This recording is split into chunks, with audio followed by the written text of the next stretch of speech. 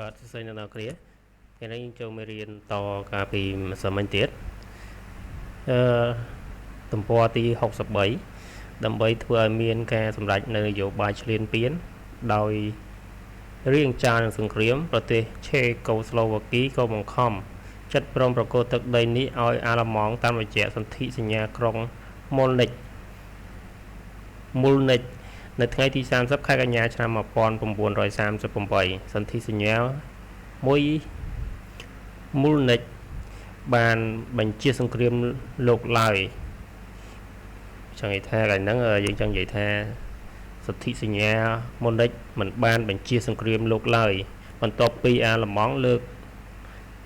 ខិតព្រំដែនចូលកាន់កាប់តំបន់ស៊ុយអែត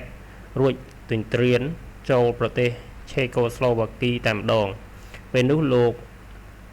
ពេលណាលបានលាលែងពីតំណែងប្រជាប្រធានាធិបតីរួចភៀសខ្លួនទៅកាន់ទីក្រុងឡុងដើម្បី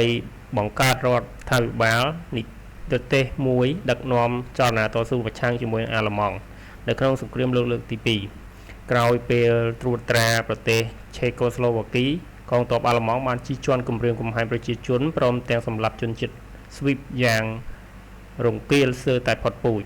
នៅថ្ងៃទី9ខែមិថុនាឆ្នាំ1945កងទ័ពសូវៀតបានរុញច្រានកងទ័ពអាល្លឺម៉ង់និងរំដោះបានទីក្រុងប្រាក់ទាំងស្រុងចំណែករដ្ឋាភិបាលនិរទេសបានត្រឡប់មករៀបចំរបៀបរៀបរយក្រុងប្រាក់ឡើងវិញ